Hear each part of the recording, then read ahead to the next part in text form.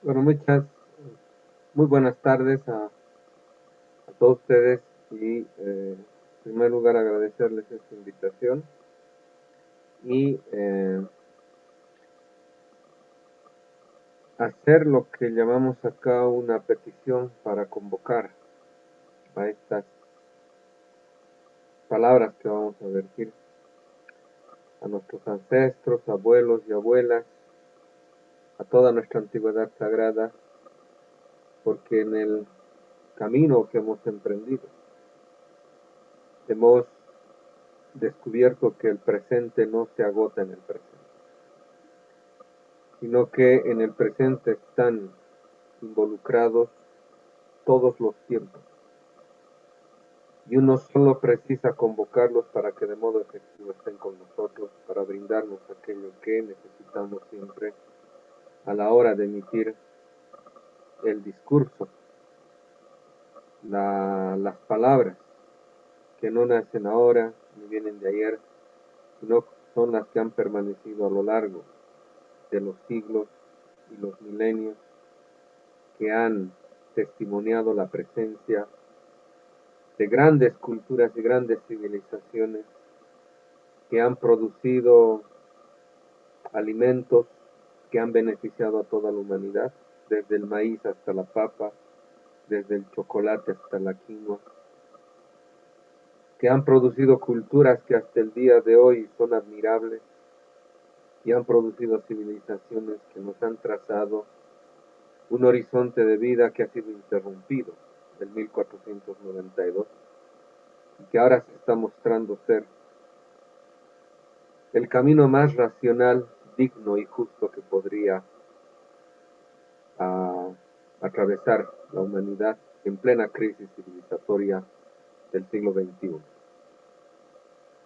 Nuestros pueblos y nuestras culturas nos han legado un paradigma de respeto al circuito simbiótico entre ser humano y naturaleza.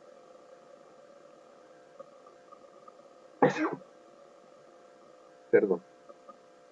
De este respeto ha aparecido en nuestros países, por ejemplo en Bolivia, un horizonte de vida que le estamos proponiendo a la humanidad como el más digno, genuino y liberador tránsito que deberíamos asumir como humanidad para restaurar y redimir todo aquello que necesitamos como humanidad para devolverle también a la madre tierra la capacidad regenerativa que necesita para restaurar la vida y hacer posible la vida de la humanidad.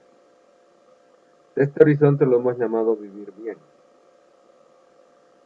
que ha pasado ya de ser el mero discurso a su proposición como política de Estado.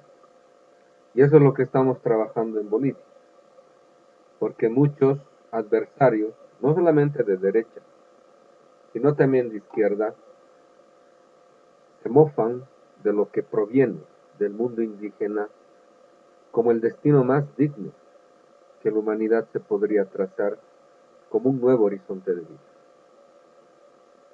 Y es por los prejuicios que la modernidad ha construido desde su implantación a nivel global para hacer aparecer que la modernidad es lo único viable, lo único deseable, lo único posible. Y hasta la izquierda, cuando critica el capitalismo, no se da cuenta que el capitalismo es posible por una cultura que la ha parido, por un proyecto civilizatorio que ha parido esa economía de la muerte. Y la izquierda, la que llaman la izquierda del siglo XX, nunca ha criticado esa cultura y ese proyecto civilizatorio que ha parido una economía de la muerte. Y creen que el proyecto modernizador es indiferente al proyecto político y económico que, por ejemplo, se traza en los socialistas. Pero están casados. Modernidad y capitalismo son dos caras de la misma moneda. La modernidad no solo ha producido el sistema económico llamado capitalismo, ha producido una ciencia económica, política, que justifica al capitalismo. Ha producido un derecho, el derecho liberal, que sostiene y desarrolla la economía capitalista. Y ha producido una política, la política liberal, que administra el poder económico y básicamente, en general, ha producido desde sus propios prejuicios, desde sus propios mitos, la modernidad, toda una formalización que en la ciencia y en la filosofía le ha servido a la propia modernidad para expandirse, para presentarse de modo argumentativo como lo único posible.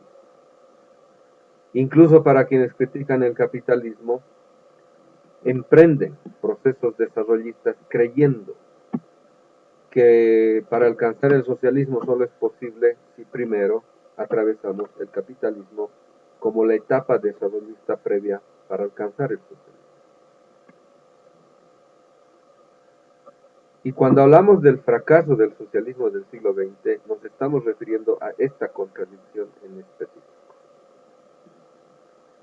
Cuando esa lectura teleológica del historicismo marxista pretende, como decían en el lenguaje del siglo XX, concluir las tareas pendientes de la burguesía, lo único que hacían es reponer la posibilidad de que el capitalismo y en consecuencia las derechas oligárquicas de nuestros países, se repongan, coopten de nuevo el poder.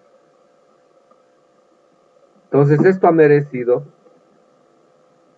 una larga reflexión de gente que ha venido pensando y tematizando el por qué los gobiernos llamados progresistas, cuando acceden al poder gracias a la movilización popular, nunca están a la altura de responder a las demandas populares en los términos propositivos de una nueva forma de vida, de un cambio en el paradigma de vida. Porque cuando están en el poder replican no solamente el horizonte moderno, sino replican lo que se desprende de ese horizonte lleno de prejuicios. Y que podemos, en el tema que nos refiere hoy en día, que repone los prejuicios coloniales, racistas, clasificatorios, que impiden la real liberación de nuestros pueblos. Entonces, hay una serie de pensadores que a nosotros nos ha conducido a tematizar de modo detallado el cómo es que se ha producido esta nueva forma de colonización, novedosa, mucho más compleja e inédita, que ha aparecido con la colonización moderna. Por eso no estamos hablando, cuando nos referimos a descolonización, no nos referimos al concepto clásico de manual que manejan por lo general los cientistas sociales cuando se refieren a la colonización como un hecho meramente económico o de mera tributación del excedente económico o incluso del despojo de las riquezas, materias primas, recursos energéticos, etc. Nos estamos refiriendo a algo más complejo que solo puede ser abordado si se piensa este fenómeno que se llama, aquí estamos llamando nosotros la colonialidad subjetivada, es decir, naturalizada, que por ser ya naturalizada ya no se tiene conciencia de esta colonización novedosa que el mundo moderno produce. Y el mundo moderno se reproduce a sí mismo, reproduce los mitos de la modernidad con lenguaje científico. de tal modo que las universidades se constituyen en los grandes centros de adoctrinamiento que produce los individuos pertinentes para impulsar solo y exclusivamente el capitalismo y la modernidad. Y desde el horizonte de vida que la modernidad ha producido, desde la perspectiva eurocéntrica, que es la ideología por antonomasia del mundo moderno, nuestros mundos de la vida, los indígenas, aparecen como premodernos. Y cuando decimos premodernos, no estamos diciendo aparecen como anteriores solamente a la modernidad. Lo pre en los prejuicios modernos quiere decir lo inferior, lo salvaje, lo bárbaro, el mito, es decir, la devaluación absoluta de cualquier posibilidad que no sea la moderna. Entonces, desde esa perspectiva, todo lo nuestro aparece como imposible de realización. Por lo tanto, imposible de impulso político. Desde la mirada eurocéntrica, lo que nuestros pueblos hayan producido, como política, como economía, como medicina, como tecnología, aparecen como inferiores, como superados, como algo sin sentido. Y sin embargo, con la crisis actual que estamos viviendo, no solo el proceso de ruralización en el primer mundo, porque la gente está dejando las ciudades y está yéndose al campo, no solo eso, sino otro tipo de fenómenos que aparecen, por ejemplo, lo que se denomina la comida consciente, la lucha del ecologismo, etcétera. Este diálogo de saberes en torno a la medicina que últimamente está enriqueciendo el conocimiento médico, ya no solamente moderno, sino en diálogo horizontal con otro tipo de conocimientos médicos de culturas anteriormente despreciadas y que sin embargo están mostrando hoy en día una actualidad inédita. Todo eso está mostrando de que no es tan cierto eso que los mundos anteriores sean inferiores. No es tan cierto que los conocimientos del mundo indígena sean salvajes o se hayan quedado en el ámbito del mito. Tampoco es cierto que el mundo moderno sea tan racional como se presenta. El mundo moderno es tan mítico como cualquier otro mundo precedente, porque es imposible que el ser humano se desprenda de los mitos. El mito es condición humana, porque la razón es finita y no podemos explicarlo todo. Por eso el ser humano requiere de mitos. Y los mitos son la base última que funda a la propia razón. Y de esto los griegos tenían conciencia de que el fundamento de la razón no es racional. El fundamento del logos no es el logos. El fundamento del logos es el mito. Entonces, el problema es el siguiente. Si todo mundo de la vida, toda civilización tiene mito en la base misma de toda su cosmovisión, de todas sus grandes narrativas, y que eso permite su formalización como conocimiento en el ámbito ya de la ciencia y la filosofía. Resulta que los mitos del mundo moderno están llenos de mitos de dominación. Entonces acá, por ejemplo, quisiera hacer posible que se imaginen un diálogo entre este tipo de posiciones que parecerían inverosímiles a la hora de proponer un diálogo entre ellos, pero en el fondo están hablando de lo mismo. Cuando un sabio maorí dice lo siguiente: si quieres conocer verdaderamente a tus enemigos, refiriéndose al hombre blanco, dice, conoce a sus dioses. Del mismo modo, el cacique Seattle, líder de los ancianos, guía de los Duwamish en Estados Unidos, cuando él se pregunta por qué el hombre blanco hace lo que hace, por qué roba, por qué miente, por qué asesina, por qué toma las cosas sin pedir algo, sin pedir primero, por qué no da nada a cambio cuando quita algo, por qué actúa así. Entonces el cacique Seattle decía, para entender al hombre blanco por qué hace lo que hace, tenemos que meternos en sus sueños, ver en qué sueña.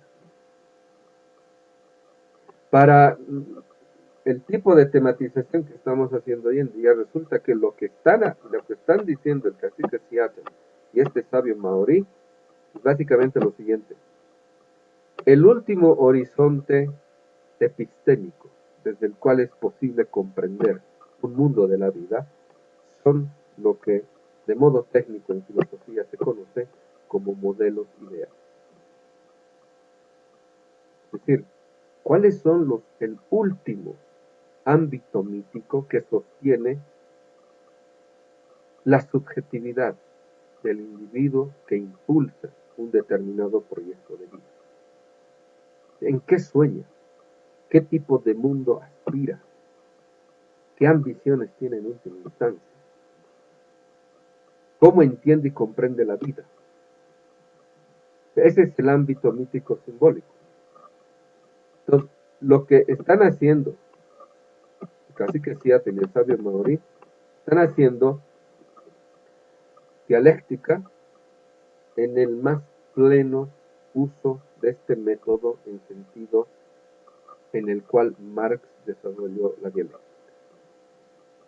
Porque él mismo, cuando está exponiendo el método invertido de la dialéctica hegeliana, que es la teoría del fetichismo, está diciendo que cuanto más te adentras a lo que sostiene la propia subjetividad del individuo burgués capitalista, vas a lograr entender que sus sueños están llenos de mitos de dominación. Por eso él, haciendo dialéctica, se permite evidenciar y mostrar y exponer el modelo ideal que presupone el capitalismo. Por eso él, en el prólogo a la primera edición del Capital de 1867, dice: este libro fue escrito para mostrar el misterio que se halla detrás de la sociedad moderna. Entonces, por eso él dice, hagamos comparecer a las robinsonadas a las cuales son afectos los economistas burgueses. ¿Por qué llamar robinsonadas a situaciones hipotéticas que nunca han sucedido? Los cientistas modernos en la política, en el derecho, en la economía, se inventan situaciones hipotéticas y de allí pretenden deducir lo que es la realidad. Por eso se inventan un Robinson Crusoe en la economía, se inventan un individuo solo, aislado, que nunca ha existido en el derecho liberal. Por eso se inventan aquello del hombre lobo del hombre, del Leviatán de Hobbes, etc. Y desde allí pretenden deducir lo que es la realidad. Entonces, por eso dice Marx, el burgués está acostumbrado a este tipo de robinsonadas.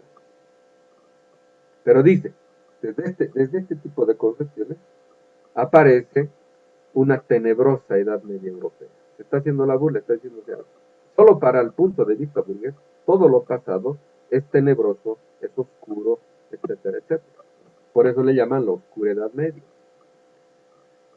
Por eso en las películas muestran a la Edad Media como si fuera un mundo tenebroso. ¿Por qué el europeo desprecia a la Edad Media? Porque en ese tiempo Europa no tocaba nada. Aquí decimos, no tocaba ni siquiera el pito en el concierto universal. Era el lugar más despreciable de todo el mundo. mientras florecían las culturas árabes, mientras florecía el Islam, mientras florecía la cultura judía, mientras florecía el Indostán, la cultura de la civilización china, florecían nuestras culturas, Europa era el sitio más olvidado y despreciable del mundo. Por eso no parten ellos de la historia feudal europea. Por eso raptan a Grecia, y Grecia nunca fue occidental. Raptan a Grecia para hacer aparecer que ellos son herederos del florecimiento de la cultura helénica y después de Roma. Pero Anciano Marcelino, historiador romano, Aristóteles, los filósofos griegos, despreciaban a los europeos y se referían a ellos, hasta como Anciano Marcelino, como bestias bípedas, que tienen algo parecido al lenguaje. Por eso mandaban a sus exiliados al norte europeo. Por eso Aristóteles, cuando en la política habla de la falta de carácter de los hombres del Oriente, para él los europeos son semihombres. Por eso cuando Alejandro el Magno va a la conquista del mundo, no va a Europa, va al Oriente, porque para ellos siempre el Oriente fue el centro del mundo. Todos los filósofos griegos aprendieron filosofía en Egipto, y eso lo dice hasta Heródoto, el historiador griego. Entonces, para que aparezca hoy en día una centralidad eurocéntrica que pone al blanco, a su cultura, a su estética, a su ciencia, a su filosofía, a su economía, como la culminación de la historia humana, tuvo que haber habido una inversión profunda en la visión que de mundo la humanidad tenía. O sea, el impacto moderno es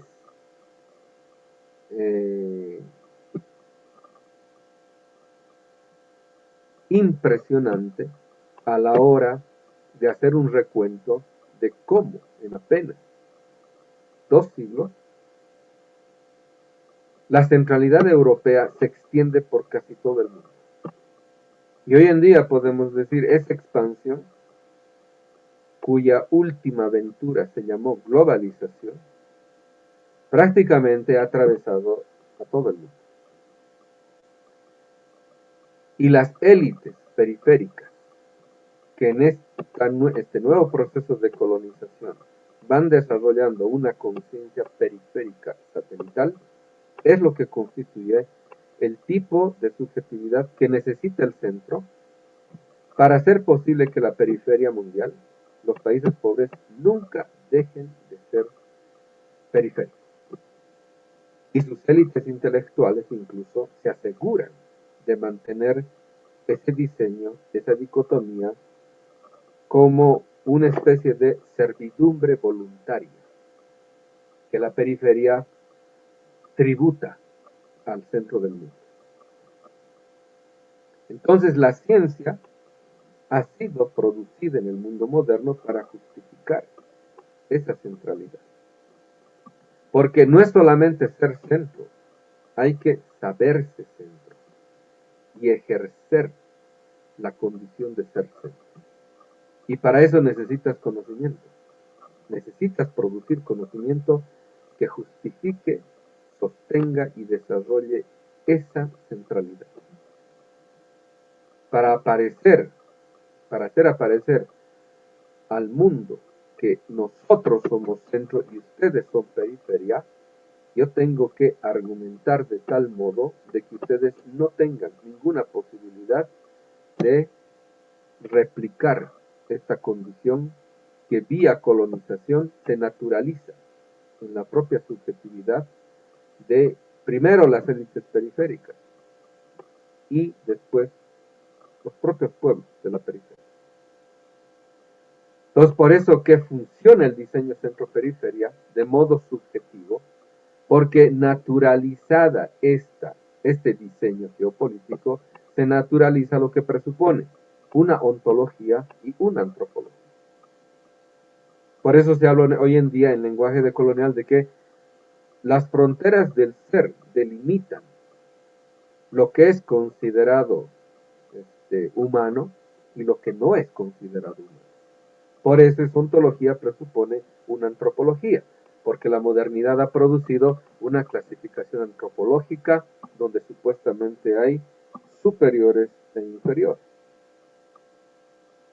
Entonces, el racismo no es simplemente la discriminación fenotípica del diferente.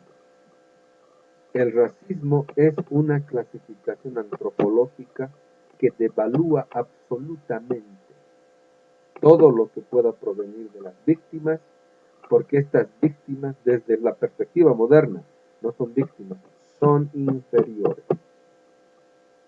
Y como no se modernizan, en perspectiva moderna, no se civilizan, ellos mismos están justificando que la modernidad, en pos de su deber, de su imperativo moral civilizatorio, nos tiene que eliminar.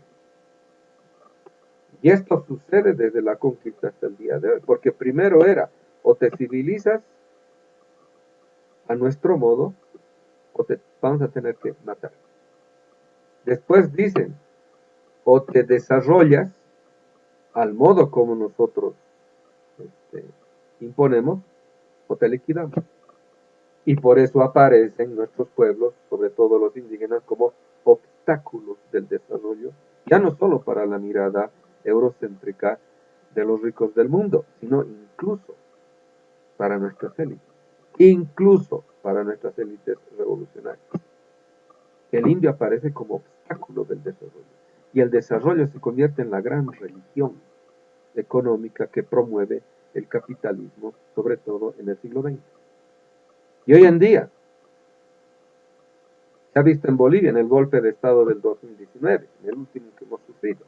La consigna era, o te democratizas al modo de la democracy made in USA, o te vamos a tener que eliminar.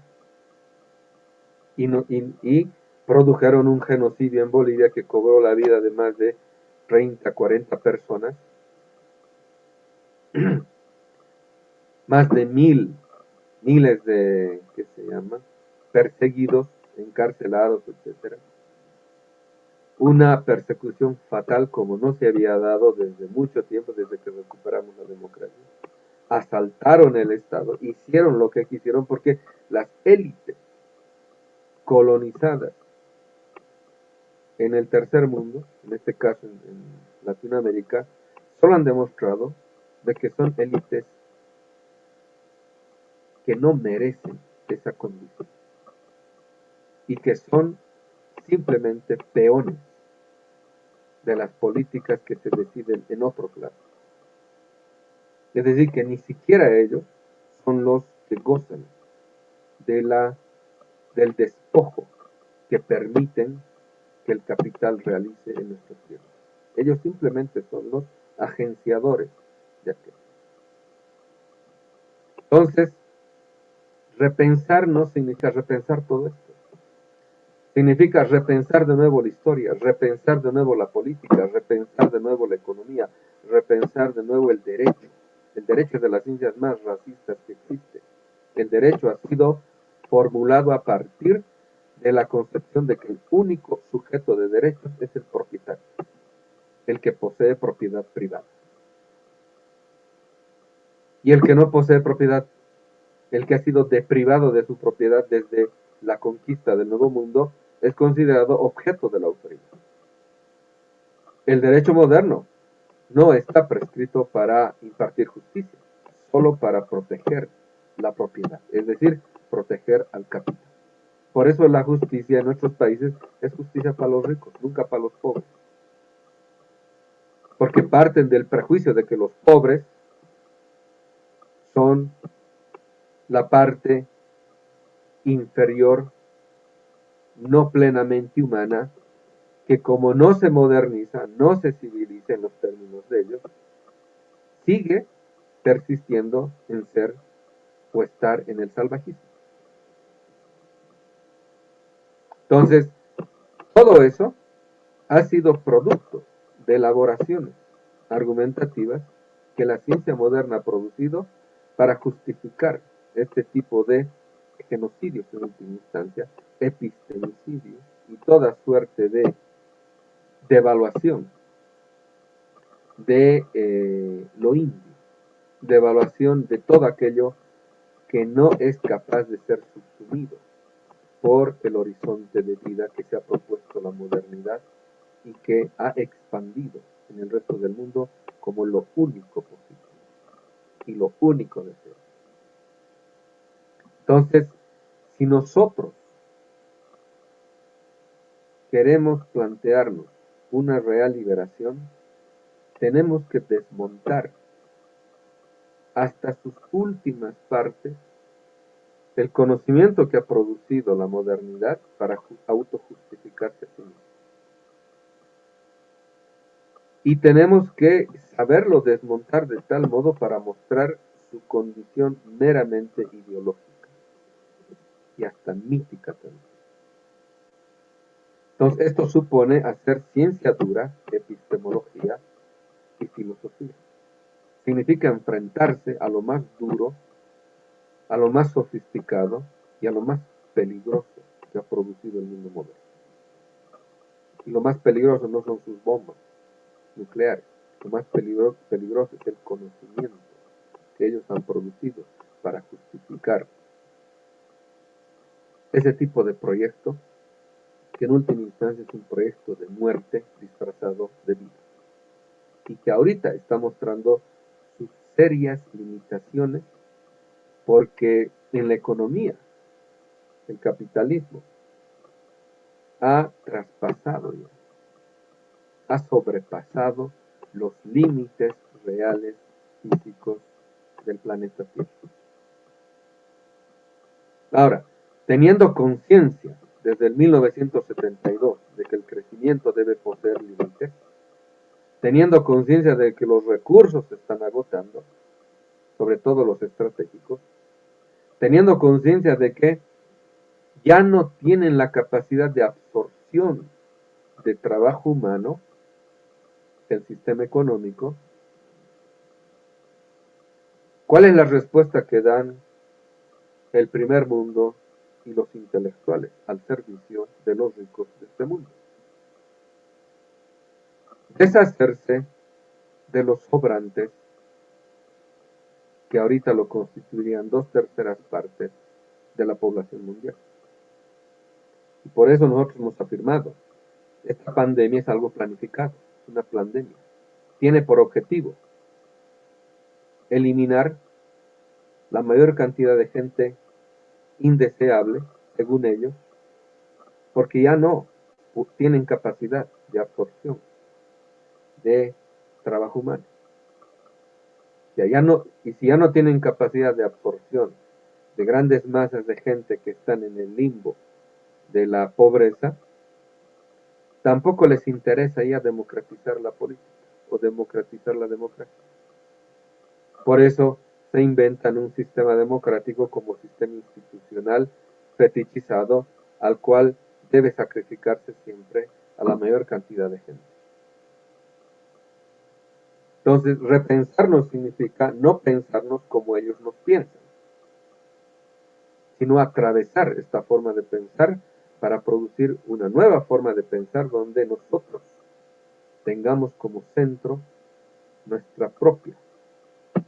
Ya no le llamaremos solamente identidad, nuestras propias concepciones de vida que nos han legado las culturas y los pueblos indígenas, que no son algo del pasado, están tan presentes como presente está el desastre que ha producido el mundo moderno y que ahorita es constatable empíricamente en la crisis ecológica. Y como los ricos del mundo producen una ciencia que solo está prescrita para satisfacer las necesidades de los ricos del mundo, esa ciencia no sirve para diagnosticar, evaluar y superar la crisis que esa misma ciencia ha producido. Entonces no podemos partir de los fundamentos de esa ciencia prescrita solo para impulsar y desarrollar el sistema de vida la forma de vida, el proyecto de vida de los ricos del mundo. Entonces, aquí ponemos la escenografía de la necesidad de pensar todo de nuevo. Entonces, aquí una cuestión básica. Cuando hablamos de epistemología, porque estamos hablando de descolonización epistemológica, tenemos que remitirnos a lo etimológico. ¿Qué es epistemología? Episteme es el nombre que le dan los griegos a lo que conocemos como ciencia. Y ellos producen la primera demarcación científica, porque episteme no es doxa, es decir, no es opinión cualquiera, no es opinión común y corriente. Frente a eso aparece el episteme como una forma de razonar, pensar de modo metódico que le sirva a quien esté ejerciendo esto a dar razón de las cosas, de los entes. Entonces, cuando hablamos de descolonización epistemológica, nos estamos refiriendo en primer lugar a una demarcación que también tiene que pasar por una serie de filtros. Porque esa demarcación luego se traduce en la demarcación que dice lo que es ciencia no es ideología. Una demarcación moderna también se produce cuando se separa a la teología de la ciencia. O sea, lo que es ciencia no es teología. Esto está muy bien mostrado en La disputa de las facultades, un libro que escribe Immanuel Kant, siglo XVIII. Y bajo ese tipo de concepción de lo que debería ser la universidad, se funda la Universidad de Berlín con Wilhelm von Humboldt. Y ahí básicamente se propone para el futuro el modelo de universidad que hoy día replican nuestros países, que es, digamos, un modelo impuesto que viene de Europa. Entonces, en nuestras universidades, en los sistemas académicos, lo que se promueve es el pensamiento hegemónico. Y ese pensamiento hegemónico está prescrito para el adoctrinamiento de los estamentos que requiere el capital para su reproducción. Y por eso es capaz de redefinir completamente lo que es ciencia para servir a sus intereses. Una cosa curiosa, cuando nuestras universidades asumen el concepto anglosajón de ciencia, o sea, la science, no se dan cuenta que ese concepto no es universal, fue impuesto hasta por las armas en la Segunda Guerra Mundial. Porque hasta antes de la Segunda Guerra Mundial no había unanimidad en el concepto de ciencia. Y esa guerra entre Alemania e Inglaterra, sobre todo, también fue una disputa del concepto de ciencia que iba a imponerse post Segunda Guerra Mundial. Porque el concepto de ciencia alemana, Wissenschaft, no es el concepto anglosajón de ciencia, science. Pero triunfa Estados Unidos y ese concepto anglosajón es el que se impone como si fuese el concepto universal de ciencia en la expansión del modelo universitario que primero Europa y después Estados Unidos implanta en toda Latinoamérica. Entonces acá nuestras élites académicas no son conscientes de que el concepto de ciencia que manejan fue impuesto por las armas en la Segunda Guerra Mundial y nunca ha demostrado ser superior a otro tipo de concepciones de lo que es ciencia. Entonces aparece una demarcación necesaria en la escuela de Frankfurt. Horkheimer, Adorno, cuando hablan de teoría crítica, es decir, una cosa es la ciencia tradicional y otra cosa es la ciencia crítica.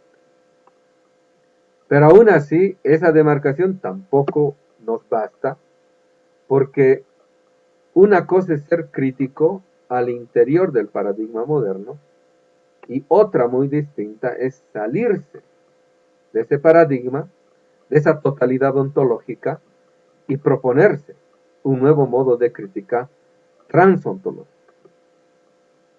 Por eso, no toda crítica tiene como referencia lo mismo. Hay críticas ónticas, o sea, críticas de las partes de la totalidad ontológica. Hay críticas ontológicas que toman a la totalidad en conjunto. Pero hay también críticas transontológicas, que es cuando ya no nos situamos al interior de la totalidad ontológica. Nos situamos en la exterioridad, lo más allá de la totalidad ontológica. Entonces, este tipo de demarcaciones muestra que no hay un consenso unánime en lo que se considera que es ciencia. La última aventura del racionalismo crítico, que lo encabezaron Popper, Hans Albert y compañía, era desprestigiar a la dialéctica.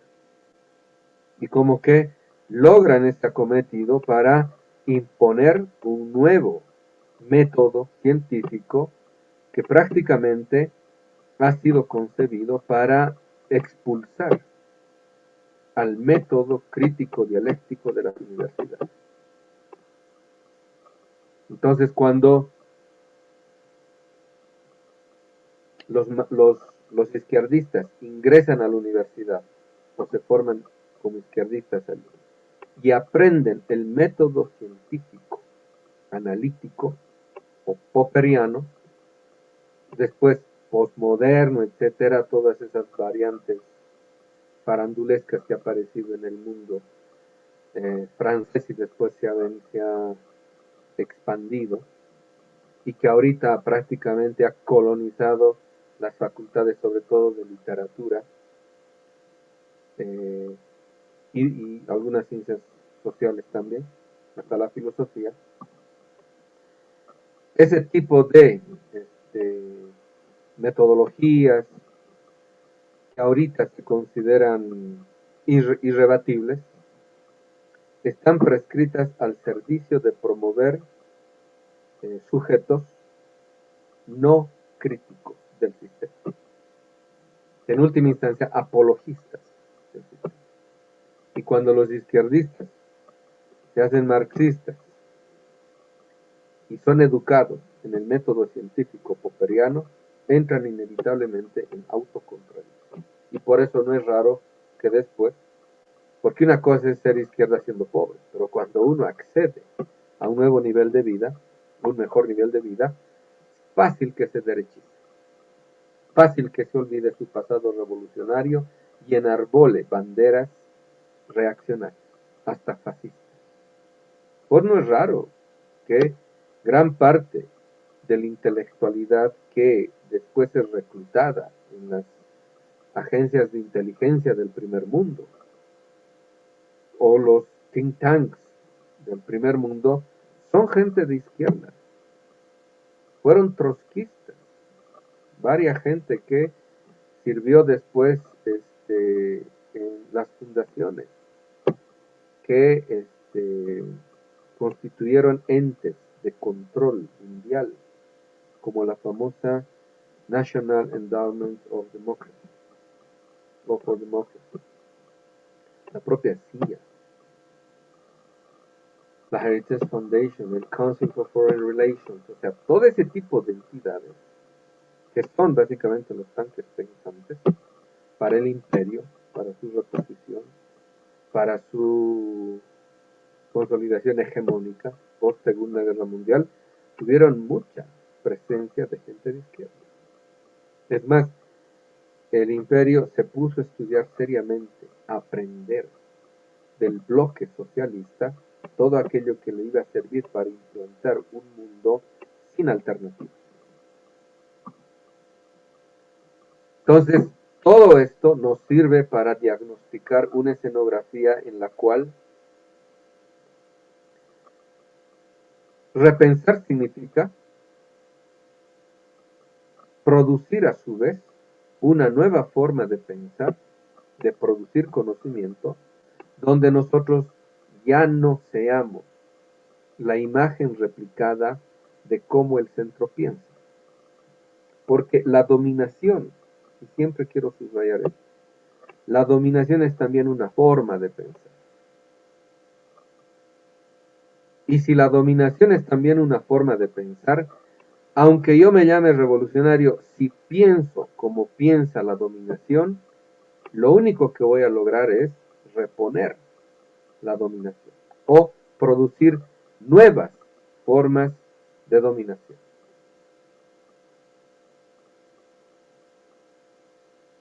Entonces, cuando nosotros estamos hablando de descolonización en el ámbito de la epistemología, estamos diciendo, hay que primero detallar muy bien en qué consiste esta nueva forma de colonización de la subjetividad. Y ahí tenemos el argumento de que es básicamente Hegel el que se delata cuando él afirma de que el propósito de la ciencia no es producir conocimiento, o no es producir el concepto en términos hegelianos. El propósito de la ciencia es producir un tipo específico de subjetividad. Porque cuando yo produzco conocimiento, o cuando yo aprendo conocimiento, eso me transforma, constituye mi subjetividad. Y constituye al modo como ese conocimiento prescribe el tipo de subjetividad que contiene. Entonces, si yo aprendo en la universidad este tipo de teorías, que son la apologética del eurocentrismo, inevitablemente me voy a volver antipopular. Entonces, acá necesitamos hacer muchos filtros, porque esto no se deriva en una negación nihilista de todo lo que produce Europa o Estados Unidos. Por eso siempre, para evitar malentendidos, decimos, en la crítica que hacemos Europa, criticamos a Europa como categoría geopolítica, lo mismo que Estados Unidos. Pero hacemos también las diferencias. Una cosa es Estados Unidos como país y otra cosa es Estados Unidos como imperio, como deep state. Entonces, cuando nosotros estamos proponiendo una descolonización en el ámbito de la epistemología, o sea, de la producción misma de conocimiento, lo que estamos diciendo es, esto requiere cierto tipo de ámbitos que es preciso atravesar, incluso dentro de la tradición occidental. Por ejemplo, una de las cosas últimas que ha producido la segunda escuela de Frankfurt nos sirve mucho, que es este famoso giro pragmático, que subsume y desarrolla el giro lingüístico instaurado por el segundo Wittgenstein.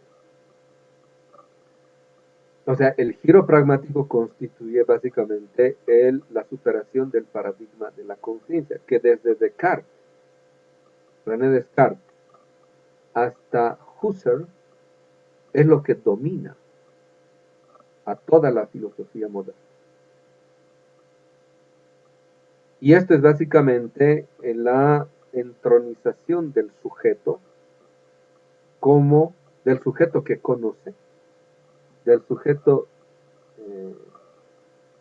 de Descartes, este ego cogito, este Ich-Denken de Kant y este Absolut Subjekt de Hegel, es el que se pone como el ojo de Dios. Es el que conoce para dominar, para controlar. Es el panóptico. Ese es el sujeto que produce, el sujeto intelectivo que produce la filosofía moderna. Entonces, Karl Otto Appel, el maestro de Habermas, dice, esto es todo un paradigma que ha dominado a toda la filosofía moderna, hasta Husserl, incluso hasta Heidegger. Y que los remanentes de esa filosofía hoy en día no son conscientes de ese paradigma que ha producido desastres políticos. Porque el paradigma de la conciencia se puede resumir en esta frase. el que vive dentro de este paradigma concibe que solo es verdadero y racional, o sea, solo es racional y verdadero aquello que se representa su conciencia. O sea, le basta que su conciencia se represente lo que considera racional, verdadero, bello, justo, para definir lo que es lo justo, lo verdadero, etc. O sea, es un solipsismo en ejecución lo que constituye el paradigma de la conciencia. En este paradigma de la conciencia no hay mundo, porque no hay una comunidad que valide el conocimiento que yo pueda tener, o la representación que se representa mi conciencia.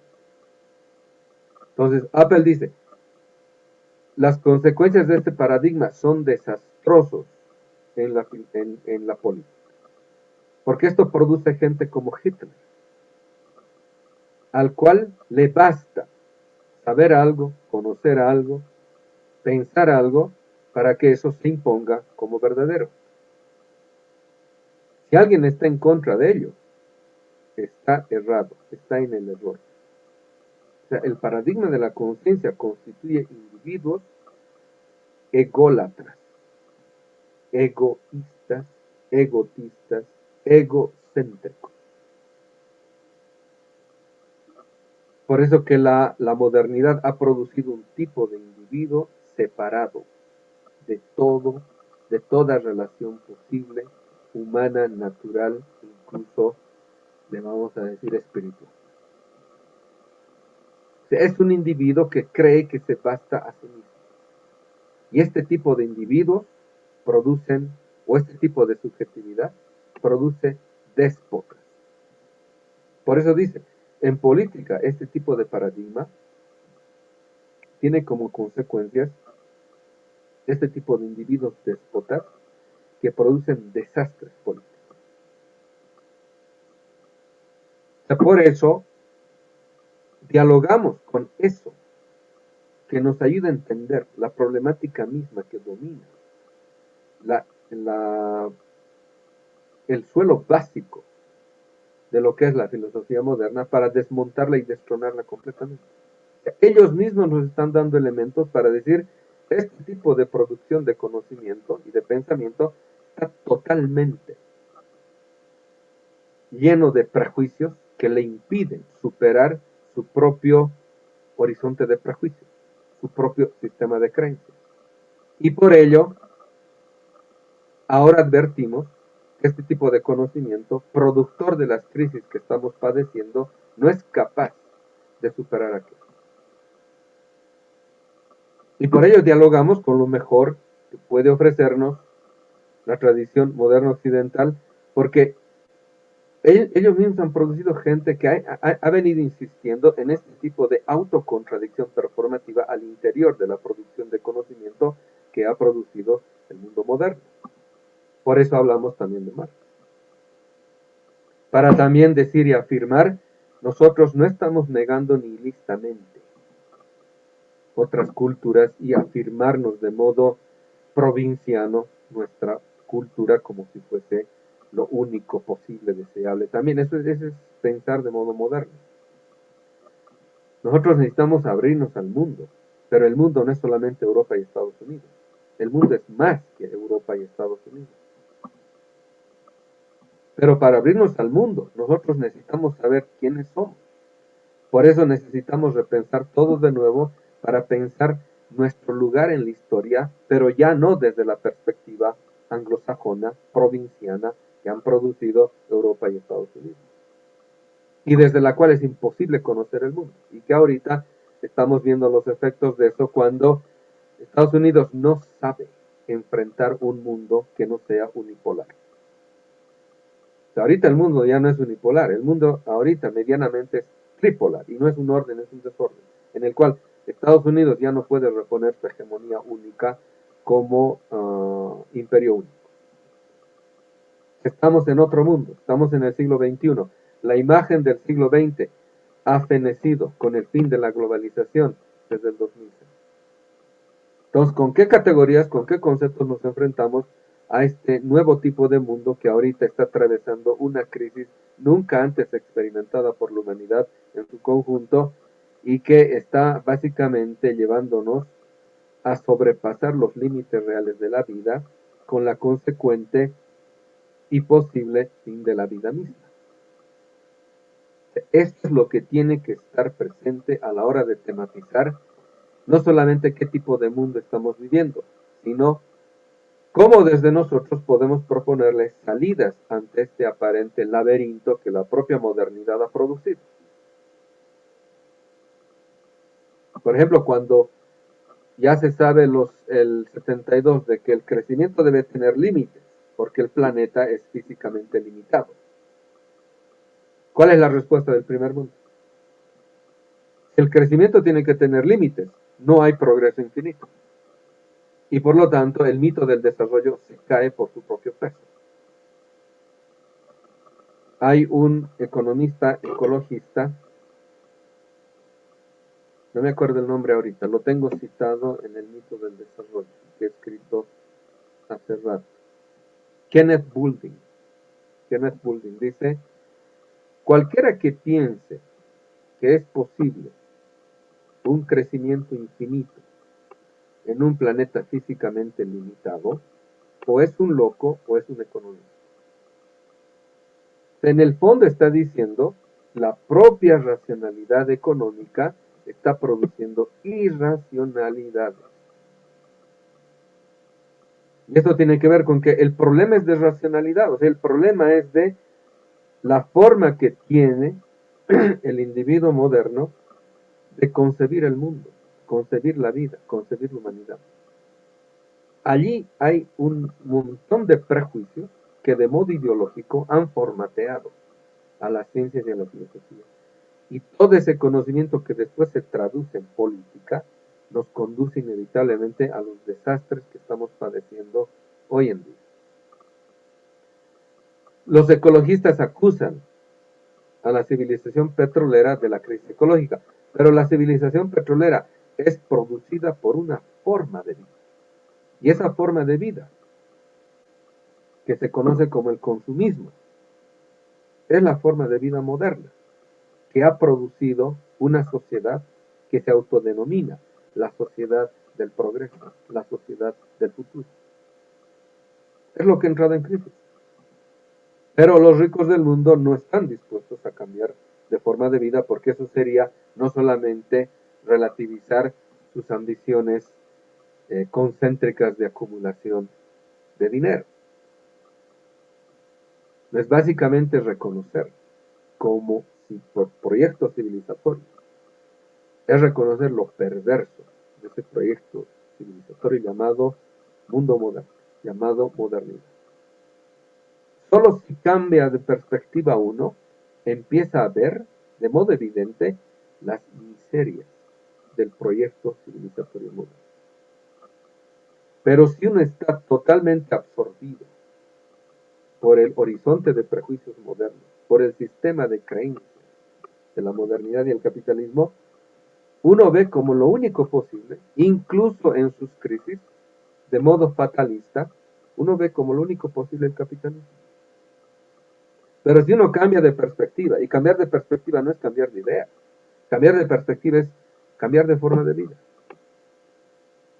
Recién ahí uno se da cuenta las miserias del mundo moderno y del capitalismo.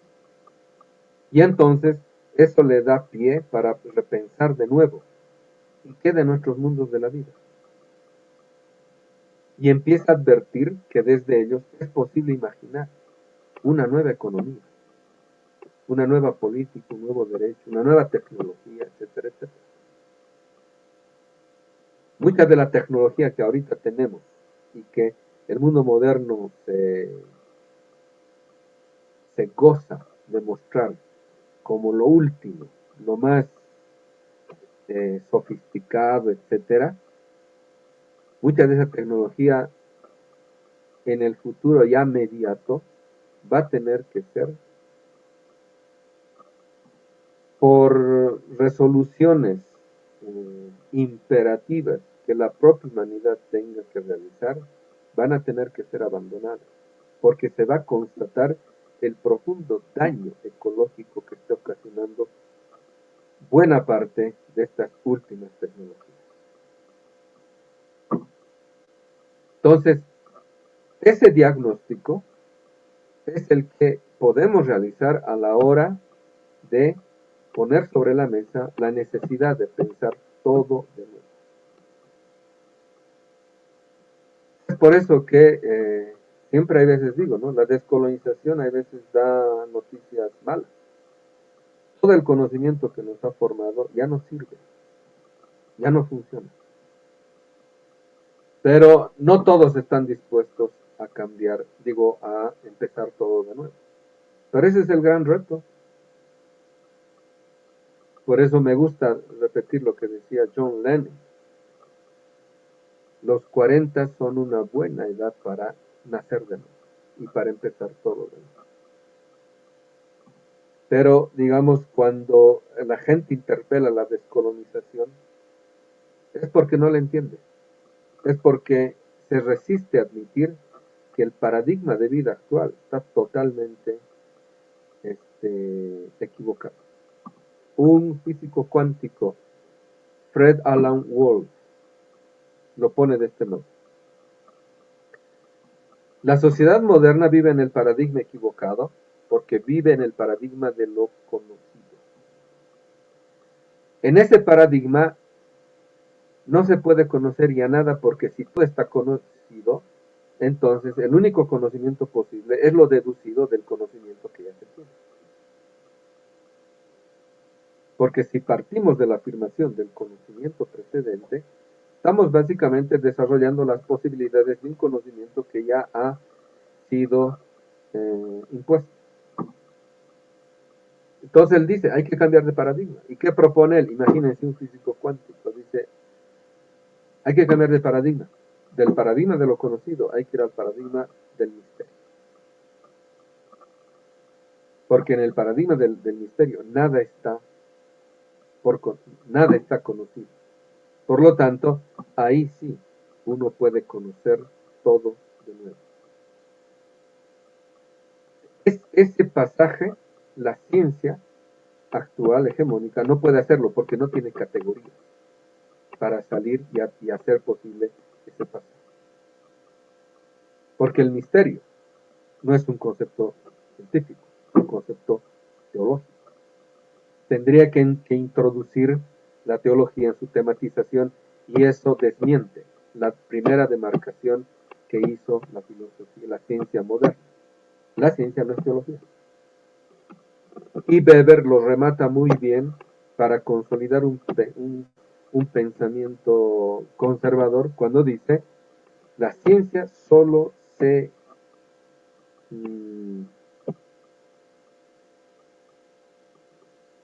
pronuncia por juicios de hecho. Los juicios de valor, eso no es incumbencia de la ciencia. ¿Qué produce eso? Cientistas inmorales que nunca se pronuncian sobre la moralidad, la eticidad de lo que están investigando, de lo que están conociendo o de lo que están escribiendo. Porque si la ciencia no puede pronunciarse sobre juicios de valor, el cientista acaba siendo un indiferente que disfraza esa indiferencia como neutralidad. Entonces, si yo simplemente describo hechos y no puedo pronunciarme sobre ello porque sería como dar lugar a lo subjetivo, entonces yo simplemente estoy describiendo lo que es. Pero ahí lo único que estoy haciendo es apología de lo dado, del sistema, como única realidad posible. Y en política, si uno no introduce lo que no es todavía, lo que no hay, lo que no existe, en este caso el ámbito utópico, si uno no es capaz de integrar aquello en el análisis del presente, uno se queda con la mitad de la realidad. Porque la mitad de la realidad es lo que hay, lo que es dado, lo que está presente, evidente, empíricamente. Pero también hay lo que no hay. También existe lo que no es todavía, como posibilidad. La única posibilidad que consiente un pensamiento ontológico es lo que se deduce de lo ya dado, de lo existente. Pero no es capaz de pensar una posibilidad que se dé desde más allá de lo dado. Este es el campo transontológico, o el modo de pensar transontológico. Entonces, si se dan cuenta, cuando nos metemos estas cosas, se muestra evidente que la ciencia tiene serias limitaciones, así como la modernidad ha concebido lo que es ciencia. Entonces, eso da lugar a que tematicemos de nuevo modo el mismo concepto de ciencia que queremos producir a la hora de hacerle la crítica a la ciencia hegemónica actual. Entonces, el giro pragmático nos sirve para mostrar los límites de la forma de pensar de la subjetividad moderna. Pero a eso ahora tenemos que añadirle el giro de la descolonización, para mostrar que no solamente que el conocimiento que nos ha deformado proviene de proyectos imperiales de 4 países que piensan para sí, piensan sus proyectos, piensan sus realidades, donde nosotros no estamos presentes. Y nosotros tomamos ese mundo intelectivo como si fuese universal. Es también local. Ellos están pensando su mundo de la vida, están pensando sus problemas. Tienen todo el derecho de hacerlo, así como nosotros tenemos el derecho de pensar nuestros problemas, nuestros asuntos, desde nuestros propios marcos hermenéuticos, marcos fundamentadores de nuestro propio concepto de ciencia y filosofía. Si realmente queremos dialogar con lo mejor que ha producido la filosofía europea, tenemos que producir una filosofía propia. Y ese fue el objetivo que se propuso Dussel en toda su carrera filosófica. O sea, solo es posible ingresar un diálogo si yo tengo algo que decir. Si no tengo nada que decir, entonces solo escucho y solo repito lo que los otros puedan decir. Entonces, si se dan cuenta, debajo de esta argumentación hay un profundo propósito dialógico. No nos estamos cerrando al mundo, no nos estamos cerrando ni siquiera a la modernidad en sentido nihilista. Estamos criticando a la modernidad como proyecto. No nos interesa la modernidad como época. Nos interesa mostrar lo perverso del proyecto moderno desde su fecha de bautizo, desde el 1491, que para su consagración mundial ha tenido, tiene y va a tener que siempre sacrificar a lo periférico, al resto del mundo, para afirmarse ella, la modernidad, como lo único posible. Entonces, este es un diagnóstico, esta es la introducción del asunto, pero es necesario que lo hagamos para que vean la necesidad de pensar todo de nuevo. Por eso cuando hablamos de descolonización estamos diciendo, no podemos proponerles una recetita, un manual de lo que es descolonización en 5 pasos. Sí podemos mostrarles el cómo nosotros hemos ingresado a la temática. ¿Cómo se ha hecho posible pensar para nosotros este tipo de ámbitos de tematización que han hecho posible no solamente mostrarnos el carácter profundamente ideológico y colonizante del ámbito epistémico en las ciencias y en la filosofía moderna, sino cómo es posible superar eso? Y una vez que veamos cómo es posible superar eso, ver la posibilidad de que un nuevo tipo de conocimiento, un nuevo tipo de ciencia, solo ha de ser posible si volteamos la mirada, hacemos lo que decimos el giro. a nuestros propios mundos de la vida, a nuestros propios pueblos y culturas, que es lo que ha sido despreciado por el mundo moderno, porque precisamente era un literal reto, era la competencia que la modernidad no puede permitirse, porque si admite que estos mundos de la vida eran mucho más sofisticados y ricos en su tiempo que la propia Europa, en muchos casos, tendría que admitir que su proyecto solo ha sido posible sobre el genocidio y el epistemicidio de nuestros pueblos. Entonces, aquí uno tiene que empezar a proponerse una suerte de diálogo, esta vez sí mundial, a partir de los negados y excluidos por la modernidad. Y están viendo cómo está apareciendo, reapareciendo, movimientos fascistas, no solamente en nuestros países, sino en Europa y en Estados Unidos, porque el mundo moderno, desde su acta de nacimiento, ha venido produciendo genocidios para afirmarse ella como lo único posible. Y como dice Dostoyevsky en Crimen y Castigo, el criminal siempre vuelve al lugar del crimen. La modernidad, para reponerse, siempre tiene que seguir produciendo genocidios. El capital, para producir nuevos tipos de acumulación, tiene que seguir produciendo sacrificios humanos y ahora sacrificios de la naturaleza. Esa es, si ustedes quieren, su esencia básica. El capitalismo es una economía de la muerte y la modernidad, la cultura que la ha parido, es una forma de vida o es un proyecto de muerte disfrazado de forma de vida. Es por eso que nuestra crítica es dura, fuerte, pero precisamente porque estamos viendo o estamos tomando el lugar como locus de enunciación de quienes han venido padeciendo los impactos fatales de la expansión del proyecto moderno. Desde allí es que estamos constatando en una crítica transontológica las consecuencias del proyecto moderno. Entonces, este diagnóstico quisiera que lo tomen como la escenografía inicial del por qué es necesario repensar todo de nuevo y plantearse la descolonización como lo que es, lo que nosotros hemos pensado. Es decir, el producto de una reflexión metodológica, trascendental y post-metafísica.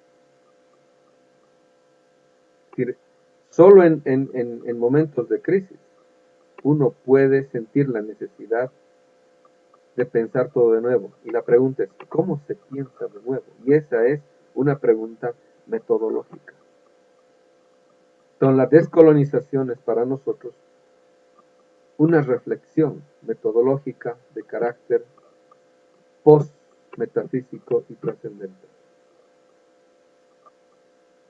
Entonces, ahí quisiera un poco dejarlo porque ya me han advertido de que creo que se me ha pasado el tiempo y podríamos entablar un pequeño diálogo.